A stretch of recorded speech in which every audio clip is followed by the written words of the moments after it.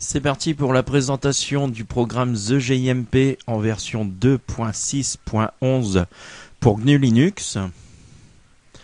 Je vais ouvrir ma machine virtuelle. Personnellement, je vais utiliser la distribution Ubuntu.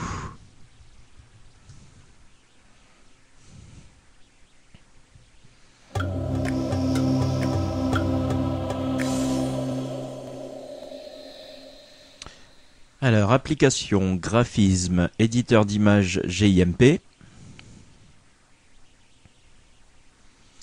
Me voici dans le programme. On va tout de suite faire fichier ouvrir, histoire de voir ce qu'il est capable de prendre en format d'entrée. Alors, forcément le format GIMP, XCF, les animations Fly, les archives directement, il peut les ouvrir au format BZ2, GZ, les brosses. Il peut ouvrir les icônes, le format GIF, JPG, PenShop Pro, Photoshop aussi, PNG, TIFF, Targa, BMP, PCX. Enfin, comme vous le voyez, il ouvre de très nombreux formats de fichiers. Alors je vais faire n'importe quoi, une nouvelle image, juste pour vous montrer. Si je fais enregistrer sous, donc même chose, XCF, Fly, MNG, les formats compressés. Il peut enregistrer en GIF, en JPG, PSD aussi, Photoshop directement, en PNG, en TGA, TIFF, BMP, PCX. Bref, tous les formats connus d'images, il n'y a pas de souci avec le programme. Alors sur le côté, on a une boîte à outils avec un outil de sélection rectangulaire. Donc pour sélectionner, oups là, annuler. Je vais le sélectionner. Donc pour sélectionner une partie de l'image. On a la même chose mais de façon elliptique. On a un outil de sélection à main levée, sélectionne une région dessinée à la main. On a l'outil de sélection contiguë, autrement connu sous le nom de baguette magique sous Photoshop. On a un outil de sélection par couleur. On a des outils ciseaux intelligents qui sélectionnent des formes en utilisant une reconnaissance automatique des bords. On a un outil d'extraction du premier plan, sélectionne une région contenant des objets au premier plan. On a un outil de chemin, créer et modifier des chemins. On a un outil pipette qui permet de capturer une couleur. On a l'outil de zoom, bien évidemment. On a un outil de mesure les distances et les angles. On a un outil de déplacement qui déplace les calques, les sélections et autres objets.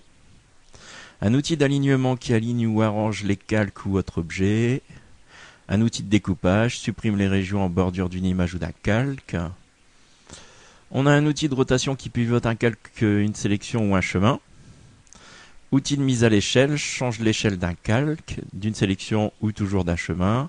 Un outil de cisaillement, déformation d'inclinaison. Outil de perspective, change la perspective d'un calque, d'une sélection ou d'un chemin. Outil de retournement, inverse horizontalement ou verticalement. On a l'outil texte, bien évidemment, créer ou modifier des calques de texte. On a un outil de remplissage. Donc à chaque fois que je sélectionne un outil, j'ai des options qui se trouvent juste en dessous. J'ai encore un outil de dégradé, remplit la région sélectionnée avec un dégradé de couleur. Un outil crayon, peint durement en utilisant une brosse. Un outil pinceau, peint des traits adoucis en utilisant une brosse. L'outil gomme, bien évidemment, qui efface. L'outil aérographe, peint à pression variable.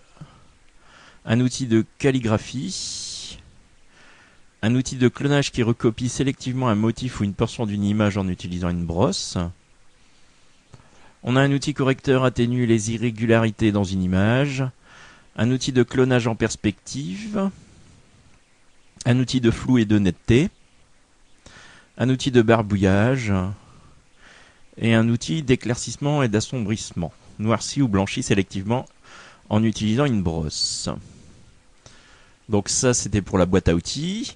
De l'autre côté, sur la droite, on a les calques, canaux, etc. Donc ici, on a la gestion des calques. Si on a plusieurs calques qui se trouvent ici. La gestion du mode en normal, dissoudre, multiplier, diviser, etc., etc. Vous avez beaucoup de modes.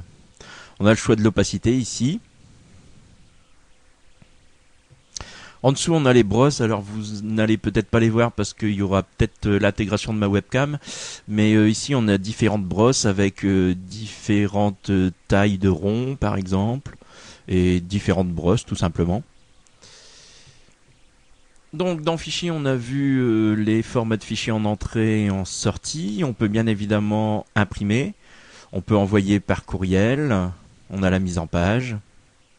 Dans l'édition, on a les habituels annuler, rétablir, couper, copier, coller, coller dans, coller comme, effacer, etc. On a les préférences ici du programme. Alors des paramètres d'environnement, d'interface, de thème, le système d'aide, les options des outils, barre d'outils. L'image par défaut, on peut sélectionner ce que l'on veut comme image par défaut.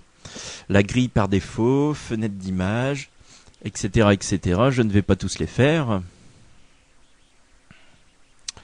On a la sélection, tout sélectionné, aucune, inversée, flottante, par couleur.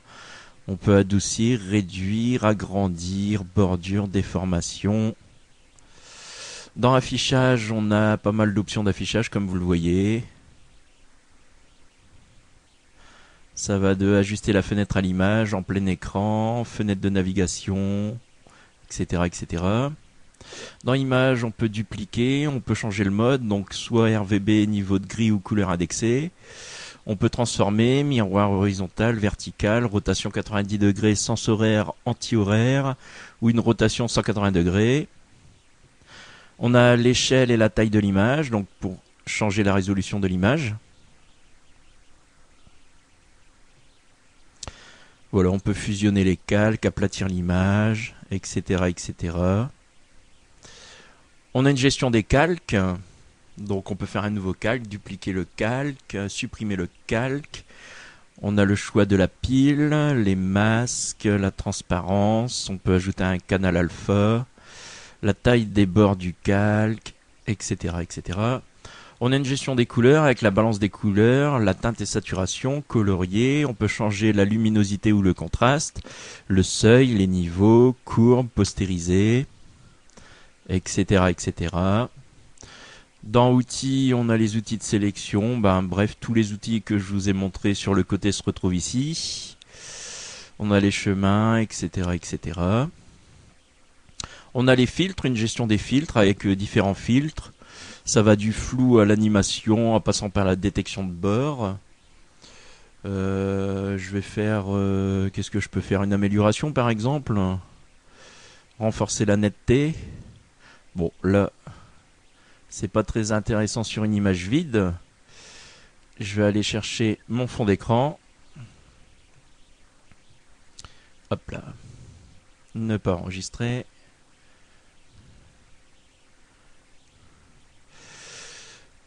Voilà, donc, hop, je vais agrandir. Donc, filtre. J'avais dit amélioration, renforcer la netteté. Donc, on voit un petit peu quand je bouge et quand je lâche, la netteté est mise. Quand je bouge, je suis sur l'image d'origine. Et quand je lâche, je suis sur l'image avec un peu plus de netteté. Donc comme ça, vous avez différents filtres sympas. On a une option de vidéo. Alors ça, je ne suis pas habitué à cette option. Vous avez plein d'options pour la vidéo. On a la gestion des fenêtres, bien évidemment. Et enfin, le menu d'aide avec l'aide et le à propos du programme.